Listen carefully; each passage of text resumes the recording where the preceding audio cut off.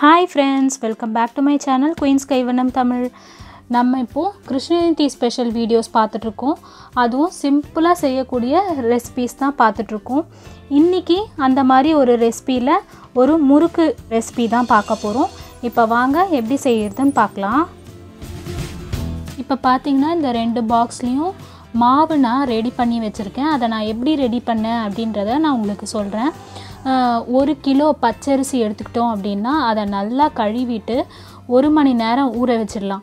ஊற வச்சுட்டு ஒரு வெள்ளை துணியில் வீட்டுக்குள்ளேயே நிழல்லையே வந்து அதை காய வச்சு நல்லா அந்த ஈரம் காஞ்ச உடனே மிஷினில் கொடுத்து அரைச்சி வச்சுருக்கேன். அதே மாதிரி இந்த 1 கிலோ பச்சரிசிக்கு 200 கிராம் உளுந்து ஒரு கடாயை வச்சுட்டு அதை வந்து நல்லா லோ ஃப்ளேமில் வச்சுருங்க. வச்சுட்டு உளுந்து ஒரு 200 கிராம் வந்து அந்த கடாயில் சேர்த்துட்டு நல்லா பொறுமையாக வந்து செவுக்க வைக்கணும். ரொம்ப கேஸை வந்து லோ ஃப்ளேமில் தான் வச்சுருக்கணும். அந்த உளுந்து வந்து கலர் மாறக்கூடாது, ஆனால் வந்து நல்லா செவந்து இருக்கணும். நம்ம வந்து அது வாயில் போட்டு பார்த்தோம் அப்படின்னா நல்லா கடுக்குன்னு இருக்க மாதிரி இருக்கணும் அந்த உளுந்து. அதே மாதிரி அந்த உளுந்து வறுக்கும் போது ஒரு வாசம் வரும் இல்லையா, அதுவும் வரும். இந்த மாதிரி இந்த உளுந்தையும் வறுத்துட்டு தனியாகவே மிஷினில் கொடுத்து அரைச்சி எடுத்துகிட்டு வந்துக்கலாம். இந்த அரிசி தனியாகவும் உளுந்து தனியாகவும் தனித்தனியாக அரைச்சி எடுத்துகிட்டு வந்துட்டு ரெண்டுமே வந்து உளுந்து வந்து நம்ம வந்து வறுத்துட்டு தான் அரைச்சிருக்கோம், அதனால் வறுக்க வேணாம். இது ஈர அரிசி இல்லையா, நம்ம ஊற வச்சு அரைச்சி எடுத்துகிட்டு வந்துருக்கோம். அதனால் அரைச்சி எடுத்துகிட்டு வந்தோடனே ஒரு கடாய் வச்சு அந்த அரிசி மாவை வறுத்து எடுத்துக்கலாம். நல்லா பொறுமையாக இப்பயும் அரிசி மாவு வறுக்கும் போதும் கேஸ் நல்லா லோ ஃப்ளேமில் இருக்கணும். கொஞ்சம் கொஞ்சமாக அரிசி மாவை சேர்த்துட்டு நல்லா வந்து அந்த ஈரம் போக வறுத்து எடுத்துக்கலாம். எடுத்துட்டு இந்த உளுந்தையும் அரிசி மாவையும் ஜலிச்சு வச்சுக்கலாம்.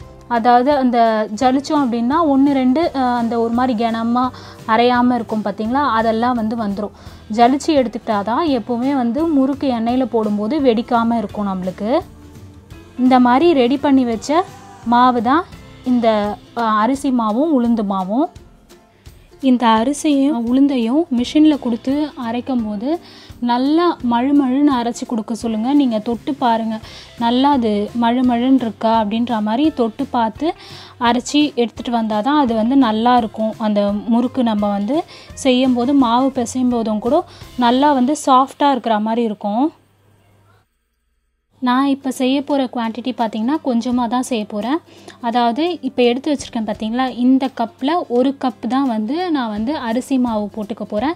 இதே கப்பில் 1/4 கப் உளுந்து மாவு சேர்த்துக்க போகிறேன்.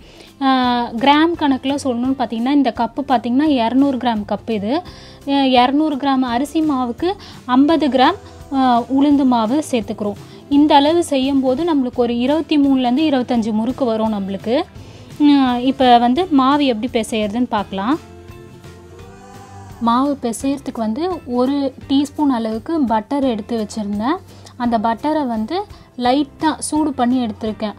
நெய் ஆகிற வரைக்கும் காச வேண்டாம், லைட்டாக அது ஃப்ரீசரில் இருந்ததுனால கெட்டியாக இருந்துச்சு, அதனால் அதை வந்து லைட்டாக உருக்கி எடுத்துக்கிட்டேன்.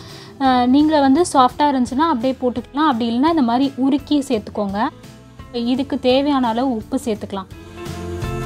ஒரு 1/2 டீஸ்பூன் எள்ளு வச்சுருக்கேன்.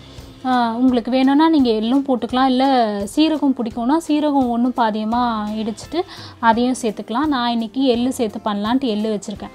சேர்த்துட்டு இந்த எள்ளு சேர்த்து உப்பு எள்ளு இந்த மாவு எல்லாமே ஒன்றா கலக்கிற மாதிரி ஒரு வாட்டி மிக்ஸ் பண்ணிக்கலாம்.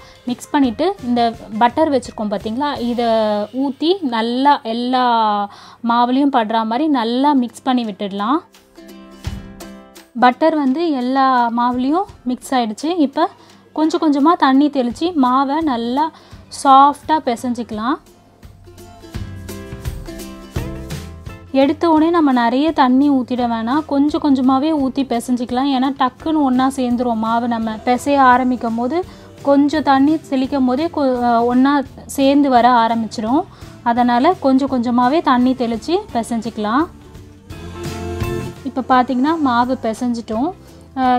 இதே மாதிரி கன்சிஸ்டன்சியில் தான் இருக்கணும் அந்த மாவு. ஒரு சாஃப்டான மாவு பதத்தில் தான் இருக்கணும். ஒரு கடாயில் எண்ணெய் ஊற்றி வச்சுருக்கேன். அது சூடாகிறதுக்குள்ளே கரண்டி, முறுக்கு குழாய் இதிலெல்லாம் வந்து எண்ணெய் தடவி வச்சுக்கலாம். கரண்டி வந்து நம்ம அதில் தான் முறுக்கு பிழிய போகிறோம். அதனால் அந்த கரண்டியில் எண்ணெய் தடவி வச்சுக்கலாம். அப்போ தான் மாவு ஒட்டாமல் நம்மளுக்கு வரும். அதே மாதிரி முறுக்கு குழாயிலையும் ஃபஸ்ட்டு வாட்டி போடுறதுக்கு முன்னாடி எண்ணெய் தடவி வச்சுக்கிட்டோம் அப்படின்னா அது முறுக்கு குழாக்குள்ளே மாவு ஒட்டாமல் நம்மளுக்கு ஈஸியாக பிழிய வரும்.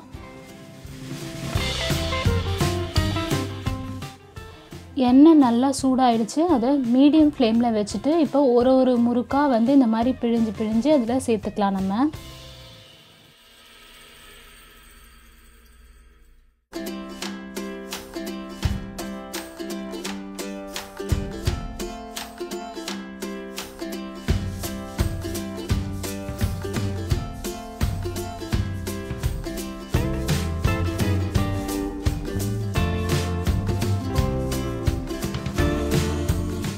உடனே கரண்டி வச்சு திருப்பக்கூடாது.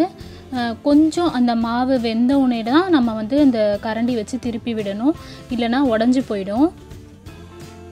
அதே மாதிரி கேஸோட ஃப்ளேமும் பார்த்திங்கன்னா மீடியம் ஃப்ளேம்லேயே தான் நம்ம வச்சு அதை வந்து பொரித்து எடுக்கணும். ஏன்னா வந்து இல்லைனா உள்ளே வேகாமல் போயிடும். அதனால் மீடியம் ஃப்ளேம்லேயே வச்சு பொறுமையாக செவக்க வச்சு எடுத்துக்கலாம் நம்ம. அது எப்படி செவந்துடுச்சு அப்படின்னு சொல்லிட்டு பார்த்தோம் அப்படின்னா அந்த பபுள்லாம், எண்ணெயோட பபுள்லாம் இருக்குது பார்த்திங்களா, அதெல்லாம் குறைஞ்சி வந்துகிட்டே இருக்கும். அதே மாதிரி அந்த முறுக்கோட கலரும் சேஞ்ச் ஆகி வரும். அந்த மாதிரி ஸ்டேஜ் வரும்போது நம்ம எடுத்துக்கலாம்.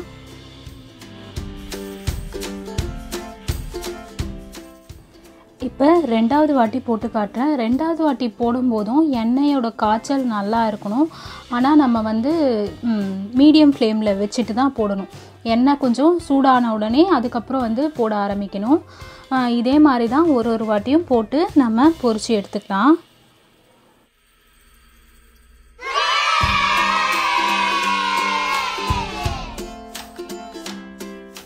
இப்போ பார்த்தீங்கன்னா எல்லா முறுக்குமே நம்ம சுட்டு வச்சுட்டோம். நான் சொன்ன 1 கப் அளவுக்கு வந்து 23லேருந்து 25 முறுக்கு இந்த மாதிரி சின்னதாக கரெக்டாக கிடைக்கும். நம்ம வந்து இப்போ கிருஷ்ண ஜெயந்திக்கு சுவாமிக்கு படைக்கிறதுனால பச்சரிசியில் செஞ்சுருக்கோம். அதுவே வீட்டுக்கு தனியாக சும்மா செய்கிறோம் அப்படின்னும் போது புழுங்கலரிசியில் செஞ்சோன்னா அவ்வளோ நல்லாயிருக்கும். அது ஒரு வாட்டி உங்களுக்கு நான் செஞ்சு காட்டுறேன். இந்த ரெசிபியை ட்ரை பண்ணி பாருங்கள். ட்ரை பண்ணிவிட்டு எங்களுக்கு கமெண்ட் பண்ணுங்கள். இந்த வீடியோ உங்களுக்கு பிடிச்சிருக்கு, யூஸ்ஃபுல்லாக இருந்துச்சுன்னு நினச்சிங்கன்னா இந்த வீடியோக்கு ஒரு லைக் பண்ணுங்கள். உங்கள் ஃப்ரெண்ட்ஸ் கூட ஷேர் பண்ணுங்கள். மறக்காமல் எங்கள் சேனலை சப்ஸ்கிரைப் பண்ணிக்கோங்க. தேங்க்யூ. பாய் பாய்.